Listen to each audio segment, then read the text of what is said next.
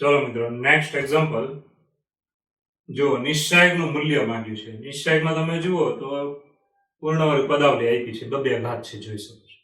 બરાબર છે. તો આને આપણે સાદરૂપમાં લઈ લઈશું. બરાબર, શું થાય તે જુઓ. તો પહેલા તો તમે જુઓ નિશ્ચાયકમાં તમે જ્યારે આવા પદ જુઓ ને એટલે આનું વિચારી લેવાનું કે 2 ની x ઘાત પ્લસ 2 ની માઇનસ x ઘાત ની 2 ઘાત છે. હવે ચોખ્ખું છે કે આની જ્યારે પૂર્ણ વર્ગ પદાવલી મૂકવામાં આવે તો પહેલા પદનો વર્ગ પ્લસ 2 ગુણ્યા પહેલું પદ ગુણ્યા બીજું પદ પ્લસ બીજા પદનો વર્ગ.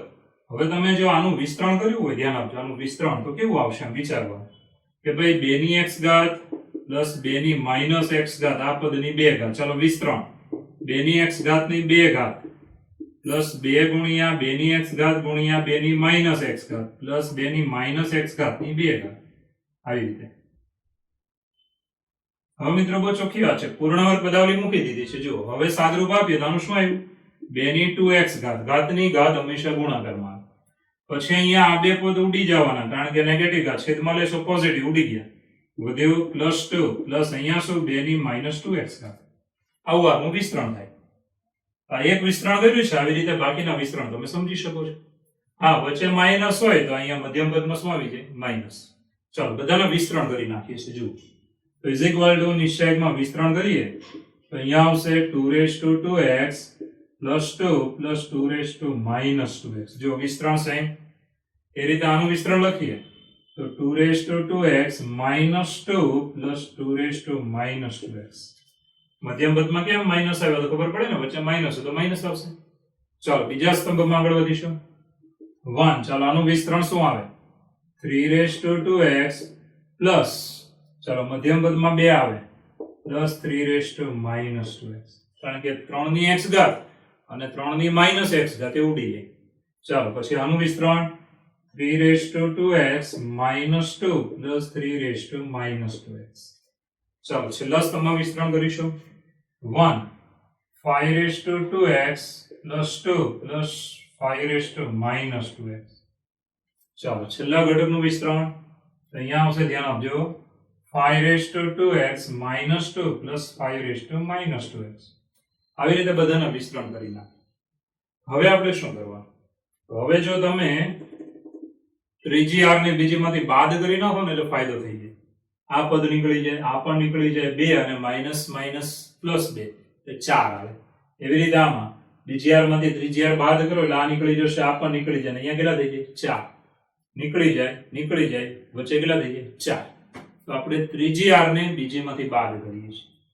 ચાલો ત્રીજી રો ને બીજીમાંથી બાદ કરીએ તો અહીંયા આવ્યો 1. ચાલો અહીંયા બાદ કરશો એટલે 2 ને 2 કેટલા થયા? 4. ત્રીજી r જેમ છે તેમ જ. ચાલો અહીંયા પણ સેમ જ 1 અને 2 ને 2 કેટલા થાય? 4. 3 * 2x -2 પ્લસ 3 - 2x. છેલ્લે 1 4 5 * 2x -2 પ્લસ 5 - 2x.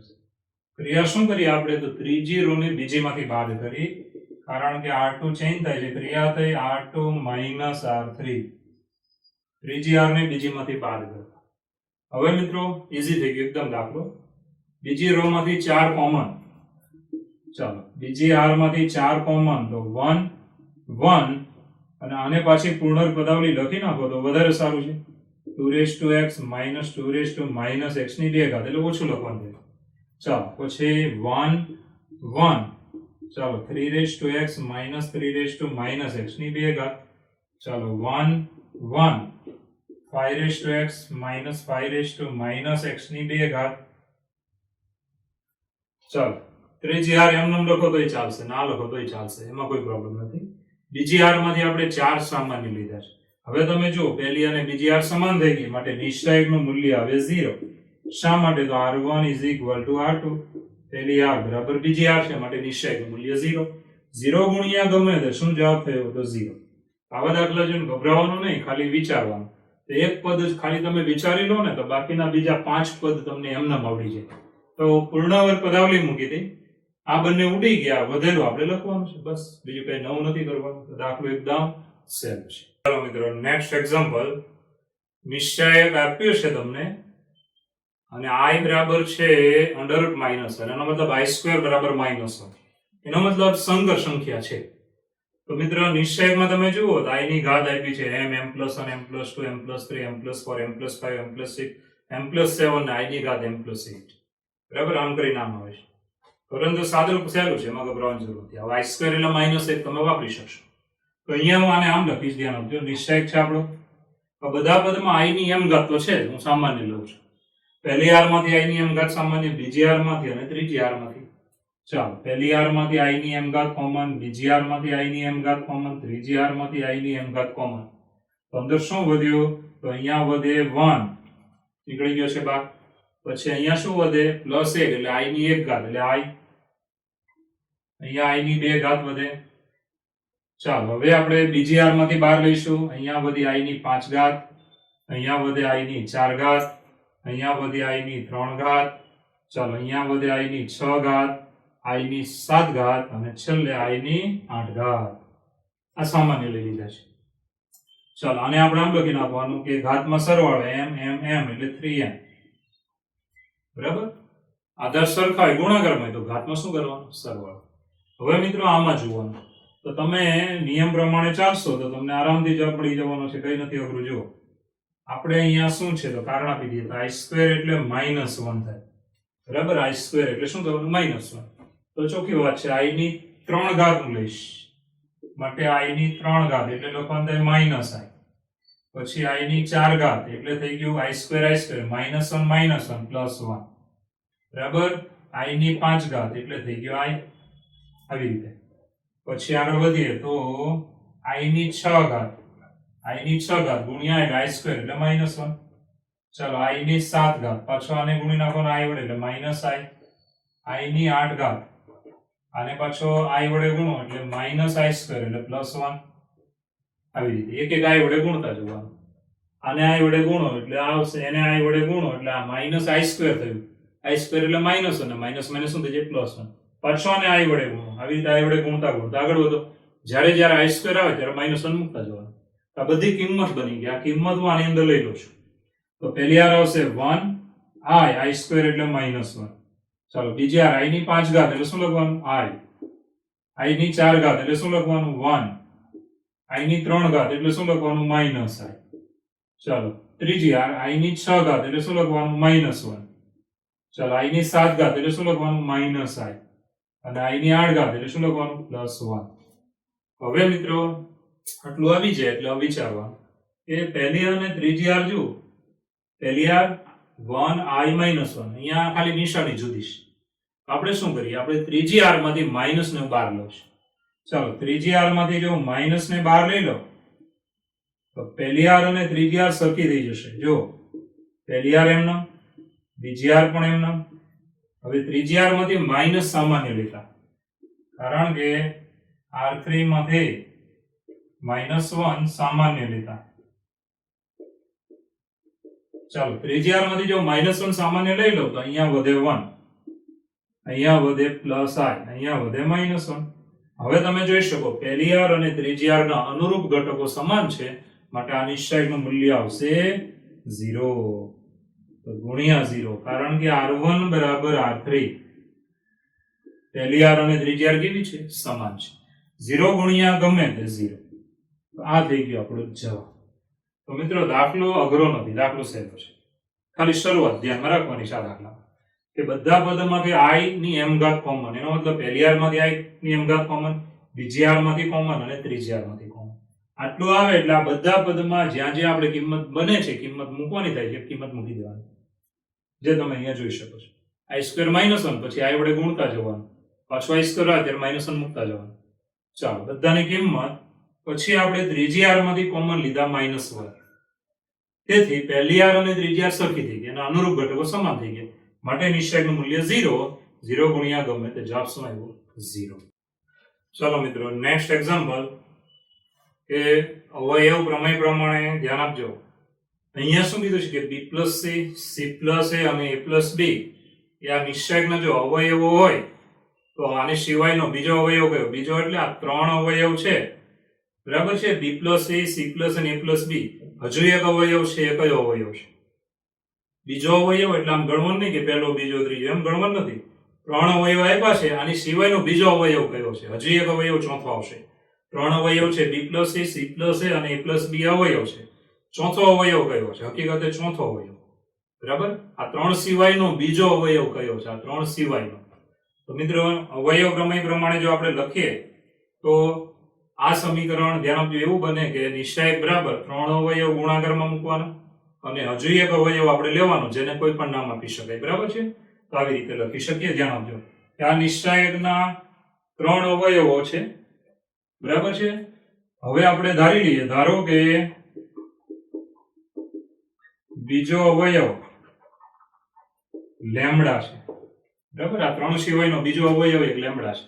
માટે આપણે આમ લખી શકાય કે નિશ્ચાયક -2a b + a c + a, ચાલો a + b -2b c + b, a + c b + c -2c બરાબર. હવે ચારે ચાર અવયવ ગુણાકારમાં મૂકવાના કે લેમ્બડા ગુણ્યા b + a c + a અને a + b.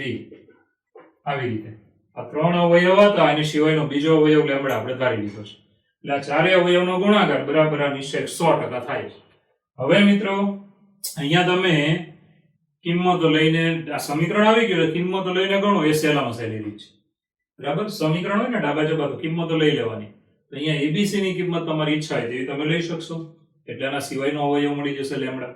તો બધા 0 નહીં લેવાના, એક જ 0 લેવાનો. તો 0 1 2 આવી કિંમતો લઈ લઈએ છીએ. તો અહીંયા આપણે a બરાબર 0, b બરાબર 1, c બરાબર 2 લેતા. ચાલો આ કિંમતો ડાબા જબામાં લઈ લેવાની. તો નિશ્ચાયક અહીંયા આવશે, ધ્યાન આપજો. નિશ્ચાયક ચાલો -2a એટલે આ કેવું થઈ ગયું 0, b + a એટલે 1, 0 + 1 એટલે 1 જ થવાનું છે. c + a એટલે 2 + 0 એટલે 2, ચાલો a + b સરવાળો 1.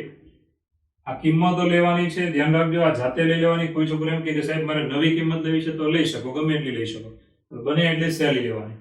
ચાલો -2b એટલે -2 * 1 is -2, c + b 2 ને 1 3, ચાલો a + c એટલે 2, પછી આવે છે b + c એટલે 3, -2c એટલે -4 is equal to lambda into ચાલો b + c, b અને c નો સરવાળો કેટલો થયો 3, c + a b અને 0 નો સરવાળો 2, ચાલો a + b સરવાળો 1. હવે મિત્રો આપણે ડાબી બાજુમાં નિશ્ચયકનું વિસ્તરણ કરી દેવાનું. તો માટે ચાલો 0 નું વિસ્તરણ લખવાનું. અહીંયાથી ચાલુ કરીએ તો -1, ચાલો 4 × 4 -4, 2 3 6 -6 + 2 બરાબર છે 3 × 3 અને 2 2 4 માઇનસ માઇનસ પ્લસ. પેલી બાજુએ is equal two lambda into 3 into 2. ગુણાકારમાં 1 લખવાની જરૂર નથી. ચાલો સાદરો 6 ને 4 10 -10 ગુણ્યા 1 એટલે +10. ચાલો અહીંયાથી આ 7 7 2 14. જમણી બાજુ લેમ્બડા ઇન્ટુ 3 ઇન્ટુ 2. ચાલો 10 અને 14 ટોટલ થયા 24 બરાબર. 3 2 6. હવે 6 વડે ભાગ ચાલે છે. 6 4 24 માટે લેમ્બડા બરાબર 4. તો મિત્રો 3 અવયવ આપ્યા હતા અને ચોથો અવયવ મળ્યો આપણને કેટલો 4. તો બહુ ચોખ્ખું છે કે નિશ્ચાયકના 3 અવયવો છે, આની સિવાયનો બીજો અવયવ કયો છે. તો 3 અવયવ આપ્યા હતા તે ગુણ્યા બીજો એક અવયવ લેમ્બડા લીધો. હવે તમારી પાસે બધી સંખ્યા આવી ગઈ 0 1 2 બરાબર. 0 1 2 એ 3 અવયવ. હવે આની સિવાયનો બીજો અવયવ આવ્યો 4. હવે તમે આ કિંમતો જે છે ને આ કિંમતો એના વડે ડાબા બરાબર જબા કરી શકો છો. ઘણા છોકરા એમ કે સાહેબ નવી કિંમત લીધી હોય તો એના વડે પણ ડાબા અને જબા સરખી કરી શકાય છે. સંખ્યાઓ બદલાય. ડાબામાં જે જવાબ આવ્યો હોય એ જ જવાબ જમણી બાજુ તમે લાવી શકો. સંખ્યાઓ બદલી શકો છો. જેવી સંખ્યાઓ ધારશો એ પ્રમાણે તમને ધ્યાન આપજો. લેમ્બડાની કિંમત એ રીતે જ આવશે. એનો મતલબ લેમ્બડા બરાબર એ સંખ્યાના ગુણોત્તરમાં તમારો જવાબ રહે. યાદ રહેશે ને, કારણ કે નિશ્ચાયક છે. નિશ્ચાયકની કોઈ પણ હારને 2 વડે ગુણો તો પેલી બાજુ પણ 2 વડે ગુણવાનું થાય એટલે ગુણોત્તરમાં જવાબ સરખો રહેશે. તો આ થઈ ગયો આપણો જવાબ. હવે મિત્રો ખાસ ધ્યાન આપજો, તમે જુદી સંખ્યા લીધી ઓપ્શનમાં જવાબ ન આપ્યો હોય તો ગભરાવાનું નહીં. સંખ્યા પાછી બદલીને પાછો તમે ગણી શકશો. ઓકે, ચલો મિત્રો નવા દાખલાની રકમ જુઓ. શું આપ્યું છે કે delta x is equal to નિશ્ચાયક છે તો સંકલન 0 થી π/2 ડેલ્ટા x બરાબર ખાલી જગ્યા. સંકલન 0 થી π/2 ડેલ્ટા x dx બરાબર ખાલી જગ્યા x ની સાપેક્ષે સંકલન છે. તો સંકલન તમારે જે તો ઘણી વાર છે ચાલવાની, છતાં પણ ઈઝી છે, હું તમને સમજાવતો જઈશ. ઓકે, તો પહેલા જે નિશ્ચય આપ્યો છે તેમાં આપણે થોડુંક સાદુરૂપ આપીશું. ચાલો, ડેલ્ટા x જે નિશ્ચય આપ્યો તે આપણે લઈ લેવાનું. હવે સાદુરૂપ એટલે આમાં બને એટલું સહેલું કરવાનું છે. તો પહેલા સ્તંભને ત્રીજામાંથી બાદ કરીશું અને બીજા સ્તંભને ત્રીજામાં ઉમેરી દઈએ તો શું થાય જુઓ. બરાબર છે? પહેલાને ત્રીજામાંથી બાદ કરો એટલે આ 1 નીકળી જશે, 1 પ્લસ સાઇન નીકળી જાય, સાઇન અહીંયા બાદ થશે એટલે 1 માઇનસ સાઇન રહેશે. તો પહેલા એક જ ક્રિયા કરીએ છીએ, પહેલા સ્તંભને ત્રીજામાંથી બાદ કરીશું. ચાલો, પહેલો સ્તંભ જેમ છે તેમ જ, પહેલો સ્તંભ જેમ છે તેમ જ, બીજો સ્તંભ પણ જેમ છે તેમ જ, cos x sin x. હવે આપણે ક્રિયા કરીએ છીએ. ક્રિયા શું છે? તો c3 બદલાય છે c3 માઇનસ c1, પહેલા સ્તંભને ત્રીજામાંથી બાદ કરતા. ચાલો, 1 અહીંયાથી નીકળી જાય તો શું વધ્યું? Minus cos x. ચાલો, 1 પ્લસ સાઇન નીકળી જાય, માઇનસ cos x, અને અહીંયા સાઇન બાદ થશે એટલે 1 માઇનસ સાઇન. હવે આપણે એક ક્રિયા જો કરીશું કે બીજા સ્તંભને ત્રીજામાં ઉમેરી દો એટલે ફાયદો થઈ ગયો. જો 0 0 અને આ નીકળી જાય 1 જ વધે. તો હવે આપણે ક્રિયા આવી થશે કે c3 બદલાય છે, ક્રિયા છે c3 પ્લસ c2, બીજા સ્તંભને ત્રીજામાં ઉમેરતા. ચાલો, પહેલો સ્તંભ જેમ છે તેમ જ, પછી આગળ વધીએ, બીજો સ્તંભ પણ જેમ છે તેમ જ, cos sin. હવે બીજાને ત્રીજામાં ઉમેરશો તો અહીંયા આવ્યો 0 0 ને 1. હવે આપણે વિસ્તરણ અહીંથી કરવાનું, 1 થી વિસ્તરણ કરવાનું, અગ્રવિકર્ણ માઇનસ પ્રતિવિકર્ણ, બીજું વિસ્તરણ કઈ લખવાની જરૂર નથી. તો 1 થી વિસ્તરણ કરીએ છીએ. જો 1 ઇન્ટુ, ચાલો, અગ્રવિકર્ણ cos x minus cos x into 1 plus sin x, આવી રીતે. બરાબર છે? જોઈ લો, અહીંયાથી આપણે વિસ્તરણ કરવાનું થયું. શું આવ્યું જુઓ, દેખાય ને? હવે મિત્રો આગળ વધીશું, ધ્યાન આપજો કે સાદરૂપ કર્યું તો cos x minus cos into 1 plus sin. હવે વિસ્તરણમાં તમે અહીંયાથી સાદરૂપમાં આગળ વધશો તો શું આવે? cos માઇનસ cos નીકળી જાય, માઇનસ sin ઇન્ટુ cos આટલું વધ્યું, is equal two minus sin x into cos x. હવે તમે 11મા ધોરણમાં એક સૂત્ર ભણીને આવ્યા છે કે sin 2α બરાબર 2 sin α cos α. આપણે એવું બનાવવું છે. તો sin x cos x, તો બે વધારાના લેવા પડશે. ચાલો, 2 વડે ભાગવાનું અને 2 વડે ગુણવાનું, 2 sin x into cos x. હવે સૂત્ર બની ગયું 2 sin alpha cos alpha, તો સૂત્ર બન્યું sin 2x. આ સૂત્ર બની ગયું sin 2 alpha. હવે આપણે આટલું સાદરૂપ જે કર્યું ને એકવાર ફરીવાર જોઈએ. પહેલા શું કર્યું તો પહેલા સ્તંભને ત્રીજામાંથી બાદ કર્યો, પછી બીજાને ત્રીજામાં ઉમેર્યો એટલે આવો આવી ગયો. 1 થી વિસ્તરણ કરવાનું, અગ્રવિકર્ણ માઇનસ પ્રતિવિકર્ણ, એનું સાદરૂપ કરો એટલે અહીંયા સુધી તમે આવી જશો. હવે sin x cos x છે તો આપણે સૂત્ર બનાવવું છે sin 2x, એટલે 2 sin x cos x હોવું જોઈએ, પણ 2 છે જ નહીં, તો 2 વડે ભાગવાનું, 2 વડે ગુણવાનું, એટલે આ બની ગયું આપણું સૂત્ર કે 2 sin x cos x. then you should be write down here sin 2x. therefore ધ્યાન આપજો, 1/2 minus 1/2 into sin 2x. it's our last term. આ છેલ્લું પદ છે આપણું. હવે મિત્રો આનું સંકલન કરવાનું છે કે 0 થી π/2 માં આનું સંકલન છે. હવે આપણે અહીંયાથી આગળ વધીએ છીએ, ધ્યાન આપજો. ચાલો, હવે આપણે આનું સંકલન કરવાનું છે, સંકલન 0 થી π/2 ડેલ્ટા x dx, આવી રીતે. હવે ડેલ્ટા x બરાબર શું મળ્યું? તો આ પદ મળ્યું છે આપણને, આ પદ મળ્યું છે. તો આ પદ અહીંયા લઈ લઈશું, તો ઇઝ ઇક્વલ ટુ સંકલન 0 થી π/2, આપણી પાસે પદ છે -1/2 into sin 2x dx. ચાલો, હવે ખાસ ધ્યાન આપજો, અચળ પદ જે છે તે 12. હવે sin નું વિકલન તમને બધાને આવડે છે. sin નું વિકલન શું થાય? cos. બરાબર, sin નું વિકલન cos થાય. હવે અહીંયા સંકલન છે એટલે વિરોધી ક્રિયા કરવાની થાય, તો ધ્યાન આપજો. તો અહીંયા sin નું વિકલન તમે cos કરો છો પરંતુ અહીંયા સંકલન કરવા જશો તો શું થઈ જાય માઇનસ કોસ. કારણ કે તમે જે ભણ્યા છો ને તે તમે યાદ કરજો થોડું ઘણું જે પણ આવડતું હોય છે કે d by dx cos x બરાબર માઇનસ sin x. ચાલો cos નું વિકલન શું થયું માઇનસ sin. હવે તમે સંકલન કરો એટલે વિકલનની વ્યસ્ત ક્રિયા છે. તો હવે આપણે આની બંને બાજુએ સંકલન લગાડી દેવાનું. સંકલન બંને બાજુએ હું સંકલન લગાડીશ.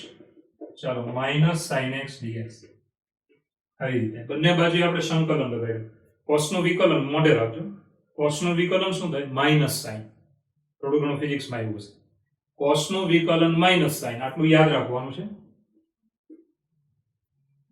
હવે મિત્રો ખાસ ધ્યાન આપજો.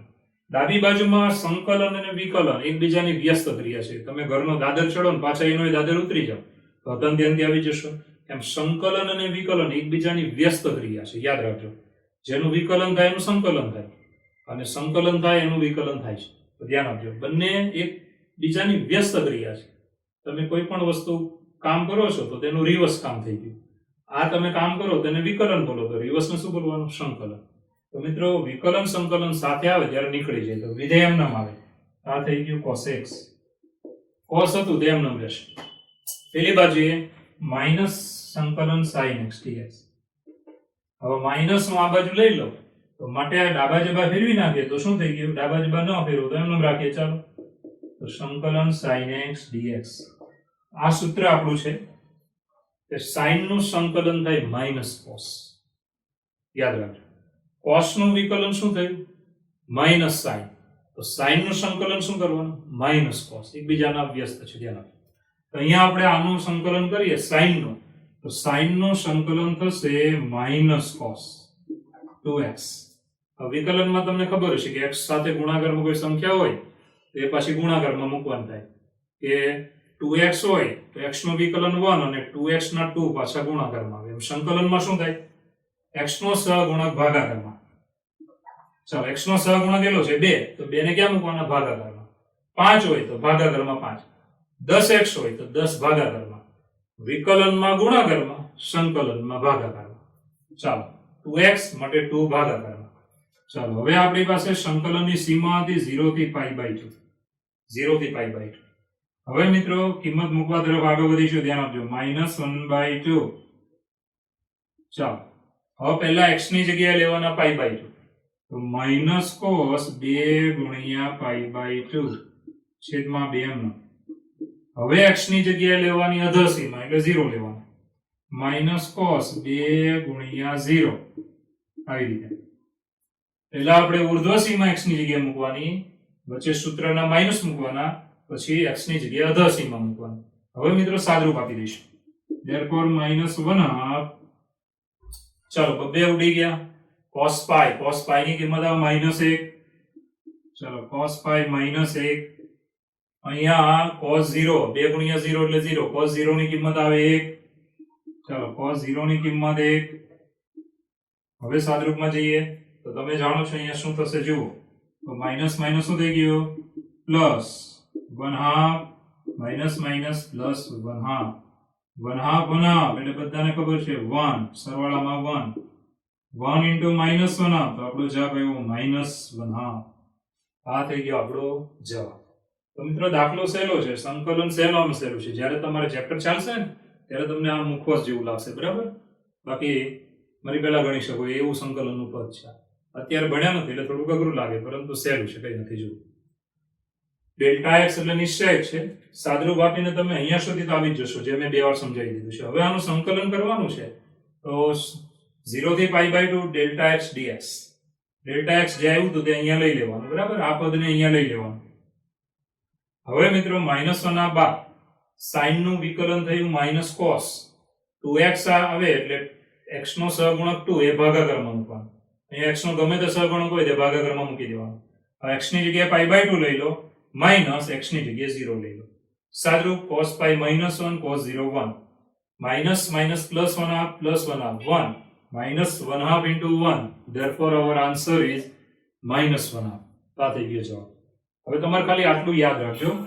આ કઈ રીતે છે તે યાદ રાખવાનું કે વિકલન તમને યાદ રહી જાય બહુ ઇઝીલી. cos નું વિકલન માઇનસ sin. હવે બંને બાજુએ સંકલન કર્યું. વિકલન સંકલન અથવા સંકલન વિકલન ગમે તે આવે, વિકલન સંકલન સંકલન વિકલન એકબીજાની વ્યસ્ત ક્રિયા, એટલે આ cos એમ નમ રહે, વ્યસ્ત ક્રિયા એટલે એની અસર નીકળી જાય.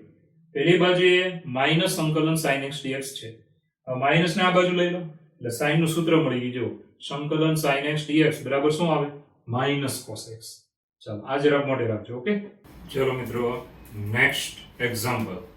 શું આપ્યું? જો નિશ્ચય બરાબર 0 હોય તો નિશ્ચયનું મૂલ્ય કોના પર આધારિત નથી?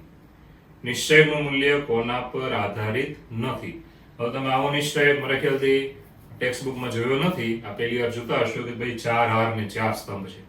તો જેડબલીમાં તો ગમે તે આવી શકે. ઓકે, ગમે તે મતલબ 3 હાર 3 સ્તંભ વાળો આવી શકે, 4 હાર 4 સ્તંભ આવે, 5 આવે તો પણ ગભરાવાની જરૂર નથી. ચાલો શું કરીએ? પહેલા તો તમે જોશો ને તો અહીંયા છેલ્લા સ્તંભમાં 1 1 1 દેખાય, એટલે આપણે શું કરવાનું? પહેલા 3 0 લાવી દેવાના. પહેલી હારમાંથી બીજી હાર બાદ કરવાની, બીજીમાંથી ત્રીજી, અને ત્રીજીમાંથી ચોથી હાર બાદ કરવાની. ઓકે, તો અહીંયા આપણી પાસે 0 આવી જશે. ઓકે, પછી એકદમ ઈઝી થઈ જાય. તો સૌપ્રથમ પહેલી રો માંથી બીજી રો ને બાદ કરીએ તો અહીંયા શું આવ્યું? x minus lambda. અહીંયા આવશે a માઇનસ x, અહીંયા આવશે 0 અને છેલ્લામાં પણ 0. ચાલો ક્રિયા આપણે લખી હોય તો આવી રીતે લખી શકાય, કારણ કે r1 બદલાય છે, ક્રિયા થઈ r1 માઇનસ r2. બરાબર, હવે બીજી ક્રિયા કરીએ. r2 બદલાય છે, ક્રિયા થશે r2 માઇનસ r3. બીજી રો માંથી ત્રીજી બાદ કરીએ તો અહીંયા શું આવે? લેમ્ડા માઇનસ લેમ્ડા એટલે 0. ચાલો x માઇનસ મ્યુ, પછી b માઇનસ x અને અહીંયા આવશે 0. રેડી? હવે ત્રીજી ક્રિયા કરીએ.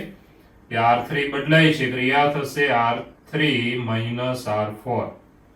તો ત્રીજી રો માંથી ચોથી રો ને બાદ કરીએ તો અહીંયા આવશે 0, અહીંયા આવશે 0, x માઇનસ v અને અહીંયા 1 માઇનસ 1 0. છેલ્લી રો જેમ છે તેમ જ. ચાલો છેલ્લી રો જેમ છે તેમ જ. હવે જે નિશ્ચય આવ્યો ને એમાં તમે હવે અહીંયાથી તમારે થોડુંક શોર્ટ વિચારવાનું કે વિસ્તરણ કરવું હોય મારે, ધારો કે તો આ 0 છે ને છેલ્લો સ્તંભ જુઓ, 3 0 છે એટલે અહીંથી વિસ્તરણ થાય. બરાબર છે, અને આ તમારો 1 ગુણ્યા આ જે આવ્યો ને તે તમારો નિશ્ચયક આવે. અહીંથી વિસ્તરણ કરો એટલે 1 ગુણ્યા નિશ્ચયક આવે. પછી એકદમ ઈઝી થઈ જાય. જુઓ તો 1 વડે હું વિસ્તરણ કરીશ એટલે આ નિશ્ચયક આવશે, એના ગુણાકારમાં 1 ગુણ્યા નિશ્ચયક. નિશ્ચય કયો છે? તો x minus lambda, a minus x 0, પછી 0 x minus mu b minus x, પછી 0 0 x માઇનસ v બરાબર 0. બરાબર છે, આવી રીતે આનું વિસ્તરણ થાય કે અહીંયાથી વિસ્તરણ કર્યું એટલે 1 ગુણ્યા નિશ્ચય, બાકીનું વિસ્તરણ કરવાની જરૂર નથી, કારણ કે 0 છે ને બધા એટલે ગુણાકારમાં 0 લખવાની જરૂર નથી. હવે મિત્રો આગળ વધીએ. ફરી વખત તમે વિસ્તરણ કરવા માંગો તો તમારે અહીંયાથી કરવાનું, આ હાર ત્રીજી હારથી વિસ્તરણ કરવાનું, ગુણાકારમાં 1 હવે લખવાની જરૂર નથી. અહીંથી તમે વિસ્તરણ કરો એટલે અગ્ર વિકર્ણ માઇનસ પ્રતિ વિકર્ણ માટે આવશે, ધ્યાન આપજો, x માઇનસ v કૌંસમાં, ચલો અગ્ર વિકર્ણ x minus lambda into x minus mu, પ્રતિ વિકર્ણ શું થઈ ગયો? 0. આમ ગુણાકાર કરવાનો માઇનસ 0. ચલો માટે આપણી પાસે 3 અવયવ આવી ગયા, x minus v, x minus lambda અને x માઇનસ મ્યુ બરાબર 0. માટે x બરાબર v કે x બરાબર લેમ્ડા કે x બરાબર મ્યુ. તો મિત્રો 3 કિંમત આપણી નક્કી થઈ ગઈ કે v, લેમ્ડા અને મ્યુ.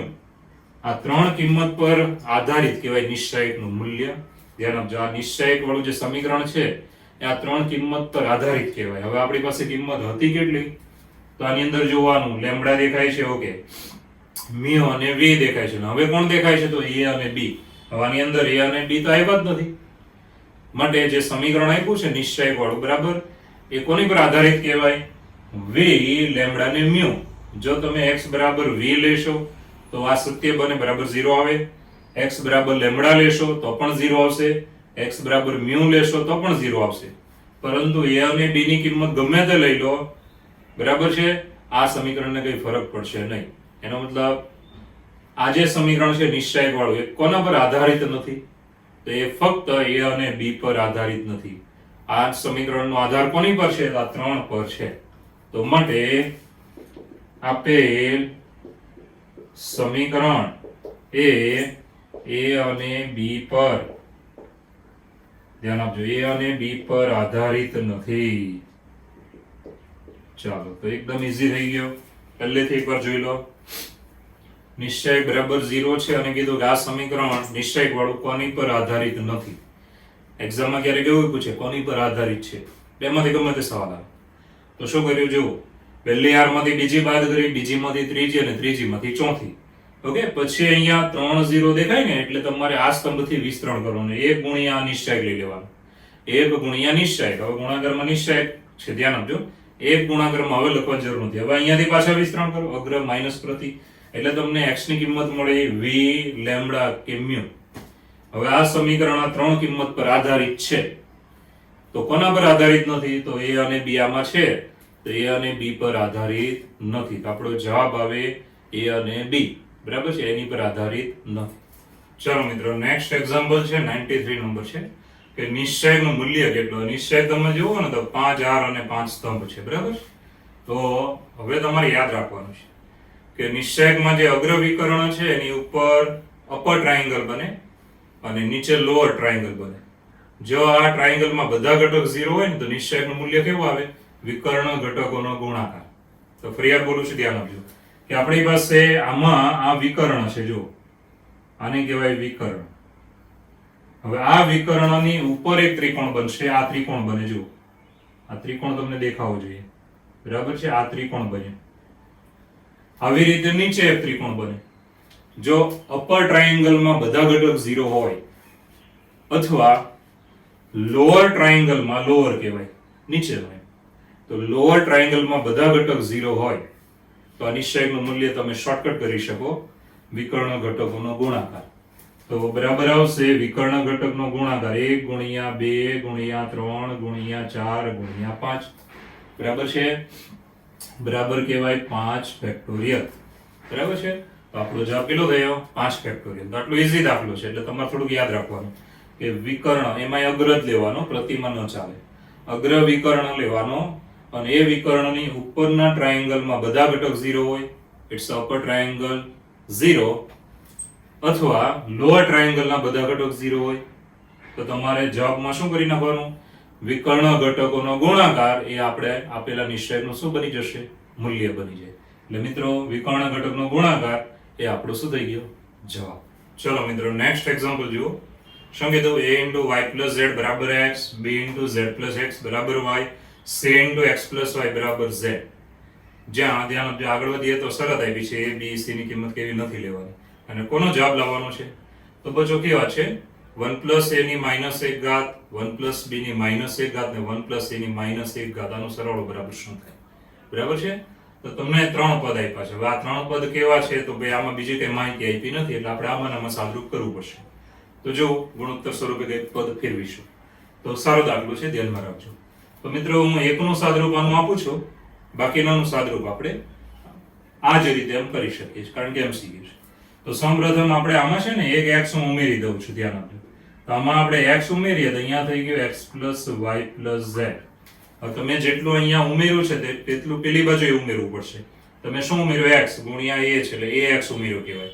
હવે ax આ બાજુ ઉમેર્યો તો પેલી બાજુ પણ ઉમેરવો પડશે. તો પેલી બાજુ પણ ઉમેરી દઈએ તો x ax. બરાબર છે. હવે મિત્રો પેલી બાજુ આગળ વધીએ, આ બાજુનું પદ તો સેમ ટુ સેમ જ રાખો. ચાલો, પેલી બાજુએ x કોમન નીકળે એટલે આવ્યું 1 a ગુણ્યા x.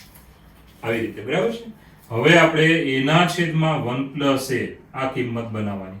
તો આ પદ પેલી બાજુ જાય એટલે x ના છેદમાં x y z. તો મિત્રો આ પદ આપણું બની ગયું નંબર 1. તો કેવી રીતે બનાવ્યું જરાક જુઓ. આની અંદર x ઉમેરો એટલે તમે શું ઉમેર્યું કહેવાય? ax, કારણ કે એ ગુણાકારમાં છે ને એટલે ax પેલી બાજુએ પણ ઉમેરવાનો, જમણી બાજુએ. હવે અહીંયાથી x કોમન લઈ લેવાનો એટલે 1 a આવે. હવે a વાળા એક બાજુ રાખો અને x y z વાળા બીજી બાજુ રાખો. તો આ નંબર 1 આવ્યો. આવી રીતે બીજા પરથી તમને શું મળશે? તો તમારે કઈ નથી કરવાનું, આમાં y ઉમેરવાનું થાય અને આમાં શું ઉમેરવાનું થાય? z. તો આને આ જ રીતે આપણે લઈ લઈશું, ધ્યાન આપજો. આ જ રીતે. ચાલો, બીજું પદ આપણે આના પરથી બની જશે. કેવું બની જશે? તો b ના છેદમાં 1 b બરાબર y ના છેદમાં x y z અને ચાલો આના પરથી કેવું બને c ના છેદમાં 1 પ્લસ c બરાબર z ના છેદમાં x plus y plus z મળે. હવે જે આ બંને છે ને હું નંબર આપી દઉં. ધારો કે નંબર 2 અને આને નંબર આપી દઈશું નંબર 3. ચાલો હવે આ 1 2 અને 3 નો સરવાળો કરીએ છીએ. ધ્યાન આપજો. ડાબા ડાબા ડાબાનો સરવાળો, જબા જબા જબાનો સરવાળો. તો અહીંયા આપણે આગળ વધીએ તો 1 + 2 + 3 કરતા. ચાલો હવે ડાબાનો સરવાળો કેવો થશે તો બધાને ખબર છે, બહુ ઈઝી પડે કે a/1 + a, ચાલો b/1 + b, c/1 + c. હવે તમે જબા જુઓ ને તો જબામાં ત્રણેયના છેદ સરખા છે, એટલે છેદનો છેદ અંશનો સરવાળો, અંશનો x પ્લસ આનો લેવાનો y અને આનો લેવાનો z. ચાલો છેદ તો બધાનો સરખો જ છે, x + y + z. જોજો છેદ ત્રણેયનો સરખો છે, છેદનો છેદ જ રહી, અંશનો સરવાળો x y z એનો સરવાળો અંશમાં. ઓકે, હવે મિત્રો આમાં સાદરૂપમાં આગળ વધીશું. સૌપ્રથમ આ પદ એવું છે કે જેમાં તમારે ઉપર 1 લાવવાનું છે. તમારે શું લાવવાનું છે? 1 + a ની -1 ઘાત, એનો મતલબ 1/1 + a લાવવાનું. આમાં કંઈક આવું વિચારવાનું, ધ્યાન આપજો. છેદ જેવું પદ ઉપર બનાવવાનું, વધારાનું લીધું તે બાદ કરી નાખવાનું, -1 બરાબર છે, છેદમાં 1 + a. જો શું બન્યું? 1 + a છેદમાં એ ઉપર લઈ જ લેવાનું. તો તમે વધારે શું લીધો? 1 લીધો, એને બાદ કર્યો. એવી રીતે બધામાં કરીશું. ચાલો 1 + b -1 છેદમાં 1 + b. ચાલો આમાં લઈશું 1 + a -1 છેદમાં 1 + c. જમણી બાજુએ બધું ઉડી જાય એટલે 1, અંશ છેદ સરખા છે, ઉડી જાય. હવે હું છેદ સેપરેટ આપું છું. છેદ સેપરેટ આપી દઈએ તો અહીંયા જો ઉડી જાય એટલે 1 -1/1 + a. ચાલો હવે બીજા પદમાં કેવું આવે? છેદ સેપરેટ આપો એટલે ઉડી જાય એટલે 1 -1/1 + b. ત્રીજા પદમાં જો છેદ સેપરેટ આપીશું તો 1 -1/1 + a = 1. હવે મિત્રો આ નેગેટિવ પદ જે 3 દેખાય છે ને પેલી બાજુ લઈશું, પેલી બાજુનો 1 આ બાજુ લઈશું. તો ચોખ્ખી વાત છે, ધ્યાન આપજો કે 1 2 અને 3 અને પેલી બાજુનો 1 આ બાજુ, એટલે 3 -1. આ બાજુના પદ પેલી બાજુ 1/1 + a + 1/1 + b + 1/1 + c. ઓકે, હવે આપણે આમ ડાબા જબા ફેરવી નાખીએ અને છેદનું પદ ઉપર લઈ લઈશું, માટે ઘાત થઈ જાય નેગેટિવ. 1 + a ની ઘાત -1 + 1 + b ની ઘાત -1 + 1 + c ની ઘાત -1. ચાલો હવે અહીંયા ત્રણમાંથી એક કાઢી નાખો તો કેટલા વધે? 2. અહીંયા લખવાના 2. તો આ થઈ ગયો આપણો જવાબ. જવાબ હવે 2. તો યાદ રાખજો 3 સમીકરણ આપ્યા હતા અને તમારી પાસે આનો જવાબ માંગ્યો હતો કે આ ડાબી બાજુ છે ને એની બરાબર કેટલા. તો આઈડિયા શું આપ્યો? જુઓ, આઈડિયા જ માન છે, બાકી દાખલા અઘરા હોતા નથી.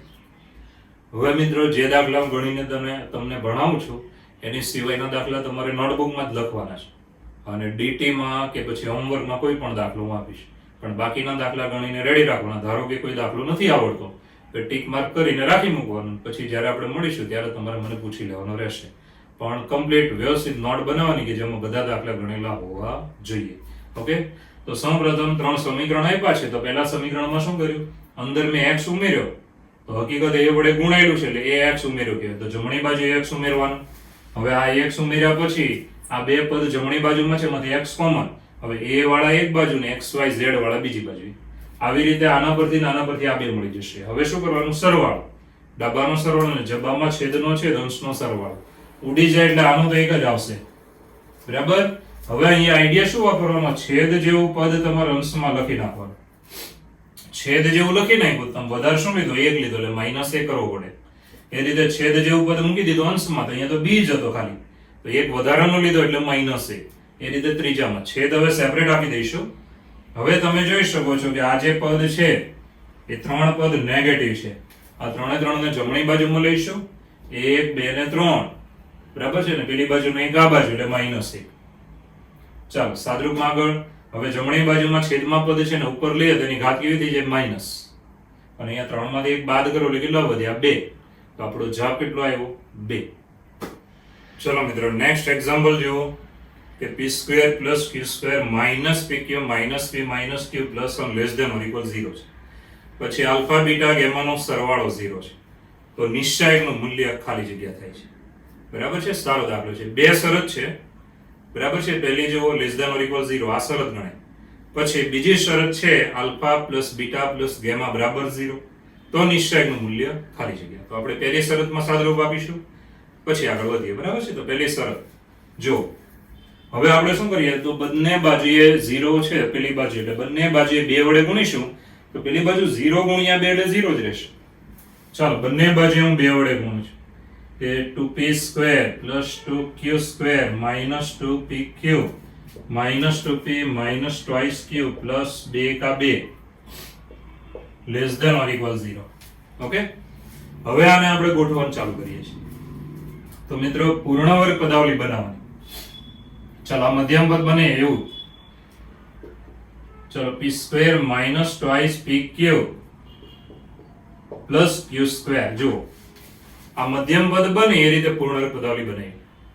હવે આ બંને માટે પણ પૂર્ણ વર્ગ પદાવલી મૂકવી પડશે. આ મધ્યમ પદ બને, આ મધ્યમ પદ બને તો મૂકી દઈએ. જો plus p² - 2p + 1 plus q² - 2q + 1 less than or equal 0.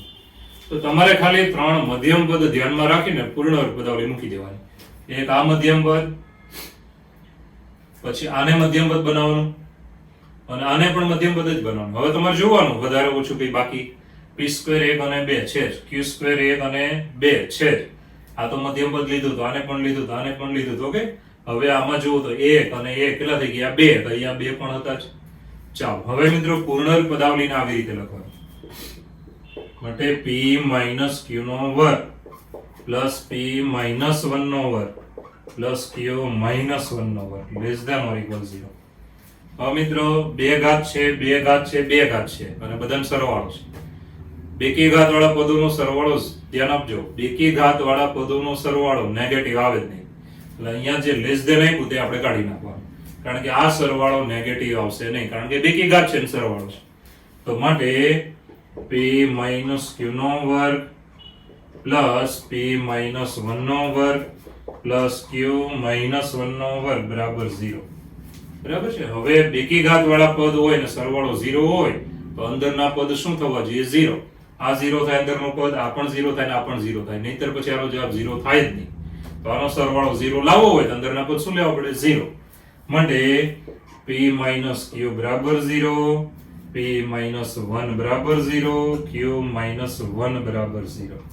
માટે આના પરથી મળી ગયું p બરાબર q, p બરાબર 1 અને છેલ્લો q બરાબર 1. તો મિત્રો આ આપણે કિંમત મળી ગઈ. p અને q બંનેની કિંમત 1 છે અને આ સમાન છે.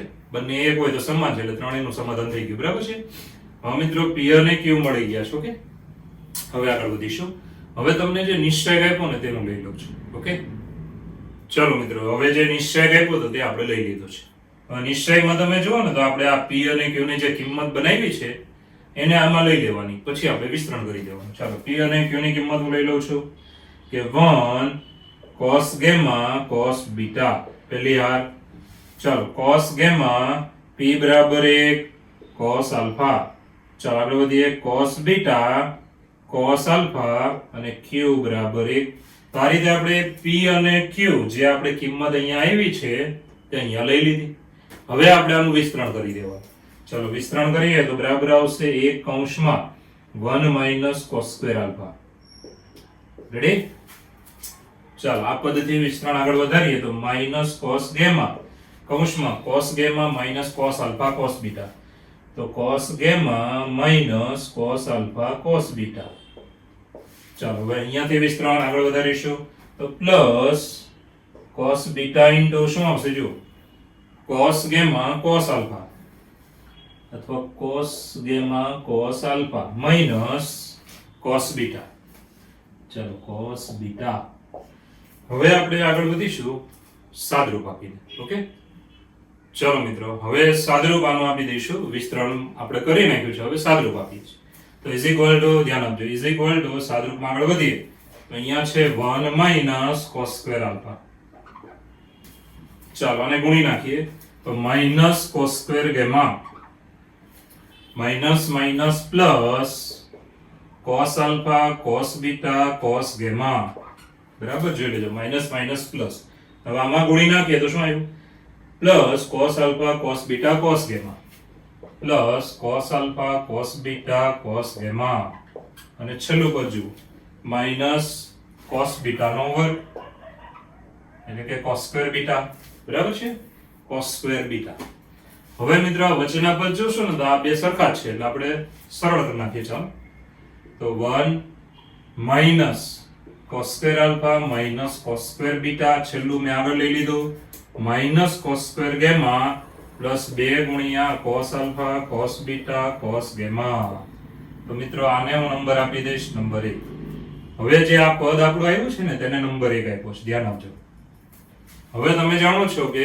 એક શરત આપી છે રકમમાં કઈ શરત આપી છે તો એ શરત છે alpha plus beta plus gamma બરાબર 0 કારણ કે પક્ષ એટલે કે રકમમાં આપેલી શરત છે હવે આપણે આમાં સાદરૂપ કરી નાના જેવું પદ લાવો બરાબર છે જો ગેમાને હું પેલી બાજુ લઈ લઉં છું therefore આલ્ફા પ્લસ બીટા બરાબર માઇનસ ગેમા હવે બંને બાજુએ cos લગાવવાનું ચાલો બંને બાજુએ હું cos લગાવી દઉં છું તો પેલી બાજુએ cos માઇનસ ગેમા રેડી આ બાજુ સૂત્ર મૂકી દેવાનું કયું સૂત્ર તો બધાને આવડે છે બહુ ઈઝી સૂત્ર છે cos alpha cos beta minus sin alpha sin beta હવે જમણી બાજુએ જુઓ તો cos માઇનસ ગેમા છે cos તો યુગ્મ વિધેય છે એટલે માઇનસ નીકળી જાય તો વધ્યું cos ગેમા કારણ કે cos યુગ્મ વિધેય છે ચાલો cos કેવું વિધેય છે યુગ્મ વિધેય છે ઓકે હવે cos ગેમા ને આ બાજુ લઈશું અને sin વાળા પદ પેલી બાજુ લઈશું ચાલો તો અહીંયા આવશે ધ્યાન આપજો cos alpha cos beta minus cos gamma પેલી બાજુએ sin વાળા પદ sin alpha sin beta ready હવે મિત્રો આ પદને ટ્રાન્સફર કર્યા હવે બંને બાજુએ વર્ગ કરી નાખીએ તો માટે આવશે cos alpha cos beta minus cos gamma નો વર્ગ પેલી બાજુએ sin સ્ક્વેર આલ્ફા ગુણ્યા sin સ્ક્વેર બીટા આ બંને બાજુએ શું મેં કર્યું વર્ગ કર્યો ઓકે ચાલો હવે આગળ આપણે શું કરવાનું તો આ ડાબી બાજુમાં પૂર્ણ વર્ગ પદાવલી મૂકી દેવાની જમણી બાજુએ sin square alpha sin square beta બંનેને શામાં ફેરવવાના cos માં તો વિસ્તરણ કરીએ છીએ ધ્યાન આપજો આનું વિસ્તરણ આવશે cos square alpha cos square beta minus 2 ગુણ્યા cos alpha cos beta cos gamma plus cos square gamma ચાલો આનું વિસ્તરણ આપણે કર્યું હવે મિત્રો પેલી બાજુએ બંનેને cos માં ફેરવી નાખીએ તો શું આવશે 1 માઇનસ cos સ્ક્વેર આલ્ફા ગુણ્યા 1 માઇનસ cos સ્ક્વેર બીટા આવી રીતે હવે આગળના સ્ટેપમાં આપણે આ ડાબી બાજુ તો સેમ છે જમણી બાજુમાં સાદરૂપ આપી દઈશું ચાલો જમણી બાજુમાં સાદરૂપ આપીએ તો ગુણાકાર પહેલું ગુણ્યા પહેલું એમ પછી બીજું પહેલું પહેલું બીજું અને બીજું બીજું minus minus plus cos square alpha cos square beta ચાલો આને ગુણી નાખ્યા જો દેખાય ને 1 1 1 cos સ્ક્વેર આલ્ફા ગુણ્યા 1 એટલે cos સ્ક્વેર આલ્ફા જ રહેશે અને માઈનસ એમ જ રહેશે ઓકે પછી 1 ગુણ્યા માઈનસ cos સ્ક્વેર બીટા અને આ બંને માઈનસ માઈનસ પ્લસ હવે બંને બાજુએ નીકળી જે પદ કયા છે તો બંને બાજુએ નીકળી જતું પદ છે આ જો આ બંને નીકળી ગયા બરાબર છે હવે મિત્રો થોડું ગોઠવીને લખીએ છીએ તો શું કરીએ જો ખાસ ધ્યાન આપજો કે ડાબી બાજુના પદ જમણી બાજુમાં લઈશું તો ડાબી બાજુના પદ જમણી બાજુમાં લઈએ તો ડાબી બાજુમાં થઈ ગયું 0 ઇઝ ઇક્વલ ટુ ચાલો જમણી બાજુમાં પદને લેતા જઈશું ધ્યાન આપજો 1 minus cos square alpha minus cos square beta ready અને આ cos સ્ક્વેર ગેમા પેલી બાજુ જાય એટલે માઇનસ cos સ્ક્વેર ગેમા હવે આ પદ પેલી બાજુ જાય એટલે માઇનસ નું પ્લસ 2 ગુણ્યા cos alpha cos beta cos gamma હવે મિત્રો આ જે જમણી બાજુ તમને દેખાય એવી બાજુ અહીંયા દેખાતી હશે નંબર 1 માં જુઓ નંબર 1 જુઓ અને અહીંયા જે આવ્યું તે જુઓ હવે નંબર 1 કોની બરાબર હતું નિશ્ચાયક બરાબર તો માટે 0 બરાબર નિશ્ચાયક ચાલો કારણ કે નંબર 1 માટે નિશ્ચાયકનું મૂલ્ય કેટલું આવ્યું તો બધાને ખબર પડી ગઈ કેટલું આવ્યું 0 ઓકે તો કેવો દાખલો હતો સારો દાખલો હતો પહેલા આપણે શું કર્યું હતું તો p અને q ની કિંમત બનાવી હતી. પહેલા પક્ષમાંથી p અને q ની કિંમત બંનેની કિંમત આવી હતી 1 1. પછી નિશ્ચયમાં મૂકી દીધી બંને કિંમત, વિસ્તરણ કર્યું, સાદરૂપ આપીને તમે અહીંયા સુધી આવી ગયા. ઓકે, એટલું તો બધાને આવડી ગયું. હવે મિત્રો બીજો પક્ષ આપ્યો હતો કે ભાઈ alpha plus beta plus gamma બરાબર 0 છે. ગેમાને પેલી બાજુ લઈ લો, માઇનસ ગેમા બંને બાજુએ કોસ લગાડો. ડાબી બાજુમાં સૂત્ર આવી ગયું આપણું જૂનું અને જાણીતું ધોરણ 11 નું. બરાબર, તમને મેં ઘણી મહેનત કરાવેલી કે મોઢે કરાવવા માટે ઘણી માથાકૂટ કરેલી, યાદ હશે. ચાલો, હવે cos યુગ્મ વિધેય છે એટલે માઇનસ નીકળી જાય. હવે સાઈન વાળા પેલી બાજુ પદ નેગેટિવ નું પોઝિટિવ, cos ગેમા આ બાજુ એટલે નેગેટિવ, બંને બાજુએ વર્ગ કર્યો. ઓકે, હવે પૂર્ણાંક પદાવલી મૂકી દેવાની. અહીંયા સાઈન ને cos માં ફેરવવાનો નિત્યસમ જાણો છો તમે. ચાલો ગુણી નાખવાના, ગુણશો પછી બંને બાજુએ આ પદ નીકળી જાય. જો વધેલામાં હવે શું કરવાનું, ડાબી બાજુના બધા પદ જમણી બાજુમાં લઈ લઈએ છીએ. એનો મતલબ નંબર 1 જેવું પદ બનાવીએ છીએ. હવે નંબર 1 જેવું પદ આપણી પાસે આવી ગયું, સેમ ટુ સેમ પદ છે જે નિશ્ચય બરાબર આપણે લાવેલા, માટે એની જગ્યાએ નિશ્ચય લખવાનું કે નિશ્ચયનું મૂલ્ય કેટલું થઈ ગયું 0. તો મિત્રો આવા દાખલા ધ્યાનમાં રાખો. ચલો મિત્રો નેક્સ્ટ એક્ઝામ્પલ જુઓ. નિશ્ચય આપ્યો છે તમને, f of x વિધેય છે એની બરાબર નિશ્ચય. બરાબર છે, વિધેય બરાબર નિશ્ચય. પછી f of 2 બરાબર 5 આપેલું, જુઓ f of 2 બરાબર 5 અને સમેશન તમને આપ્યું છે બરાબર છે, સમેશન f of r બરાબર ખાલી જગ્યા. હવે બહુ ચોખ્ખી વાત છે કે સમેશન જે તમને આપ્યું છે ધ્યાન આપજો, એમાં શરત શું છે તો r બરાબર 1 થી 20 એટલે 20 પદ લેવાના છે 1 થી 20. f of r બરાબર ખાલી જગ્યા અને f of 2 બરાબર 5 છે. ઓકે, તો મિત્રો બે પક્ષ ગણાય કે fx બરાબર એક નિશ્ચયક વાળું વિધેય આપ્યું છે, fx બરાબર નિશ્ચય. બીજો પક્ષ છે f of 2 બરાબર 5. તો સમેશન r બરાબર 1 થી ધ્યાન આપજો 20, f of r બરાબર ખાલી જગ્યા. ઓકે, તો સૌપ્રથમ શું કરીએ જુઓ, ખાસ ધ્યાન આપજો. પહેલા તો જે નિશ્ચય વાળું વિધેય આપ્યું છે ને, નિશ્ચય વાળું વિધેય એનું સાદરૂપ આપીશું. જુઓ, તો પહેલા તો તમારે એવું સાદરૂપ વિચારવાનું કે અહીંયા તો તમે આમાં કેટલું લખશો, થાકી જશો. ઘણા કે હું સૂત્ર મૂકી દઉં ને પછી સાદરૂપ આપું તો પણ અઘરું છે, સાદરૂપ નહીં કરી શકો એટલું ડેન્જર છે. તો હવે નવું વિચારવાનું, એક પોઈન્ટ યાદ રાખવાનો, કોઈ પણ વિધેયનું વિકલન 0 થાય. ધ્યાન આપજો, આ એક નોંધનો પોઈન્ટ છે, બધાય મોઢે કરી નાખવાનો કે d/dx f of x બરાબર 0 આવી ગયું કે કોઈ પણ વિધેયનું વિકલન 0 થઈ ગયું તો જ f of x અચળ છે. f of x બરાબર અચળ, અચળને આપણે c વડે દર્શાવે છે, સ્મોલ c, અથવા કોઈ પણ લખી શકો, k લખી શકો. એટલે કેવું વિધેય થઈ ગયું, અચળ વિધેય થઈ ગયું. જો વિકલન 0 થતું હોય તો આપેલું વિધેય કેવું હોય, અચળ વિધેય હોય. તો મિત્રો આપણે આનું વિકલન કરીએ છીએ. ઘણા કે સાહેબ ખબર કેમ પડે કે આનું વિકલન 0 આવે છે, તો તમે આમ જુઓ ને ખબર પડી જાય.